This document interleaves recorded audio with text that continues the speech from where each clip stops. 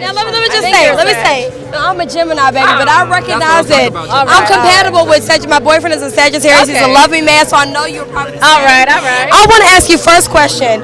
Being a Sag, how does that influence your songwriting? Because there are certain things that they say are compatible about, the astrology and things of that nature. So tell me a little bit about that. I have no idea about signs. I tend to be a good judge of people, and I don't go by what they're supposed to be like. I just kind of go off vibe, the natural, how our spirits align and all of that. So I can't say about signs. I don't. Okay, now one more question that I must ask. Now, being a songwriter and making all these fabulous banging hits on the radio, how does it feel to go from hearing your song on the radio to actually hearing yourself sing your song on the radio? It has been crazy. It almost still feels like I'm listening to someone else. I've been doing that so long. I have to catch myself like, oh, that's me. Right. I'm hearing this voice, it sounds familiar. Oh, that's me. It takes a minute. So how do you feel about the fame when people are telling you're so beautiful? Like, I love your music. How do you take it while being humbly about it? Like, how does oh man, you know what? When you've been waiting for something and you've worked so hard at something, you appreciate it so much. So that is where I'm at right now. Just the whole process has humbled me and made me realize this is exactly what I want to do. I've gone through enough hurdles to know this is where I want to be. So it feels right. It does, definitely. I think it's an excellent match, Keri. Thank you so much. We want to thank you for your time. Wish you blessings and many more, okay? Happy birthday. I thought it was 80s. Clearly it's 90s. Let's go. Rock out. We're standing here. Can you please introduce yourself to the world if they haven't understood who you are? Please let them know a little bit about yourself right now.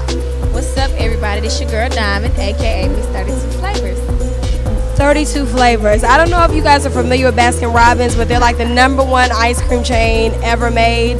So if a young woman is telling you she got 32 flavors, that means something. Now, I would just like you to give us a little insight about your songs, because they might think that it might be pigeonholed into one category: fight music, crunk music, this, that, and the third. But how do you feel about the music that you pump on the airwaves? What is the inner meaning to what you're doing?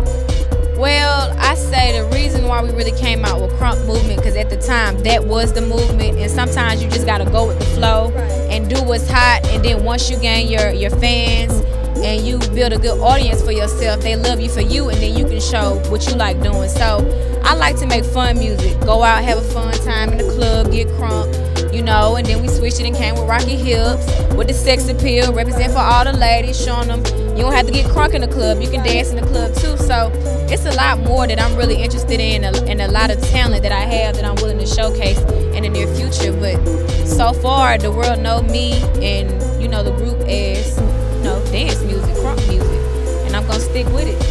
I think the world can appreciate it, because being a young lady, you have to deal with people who might not necessarily appreciate how fly you are. A-Town, please stay down.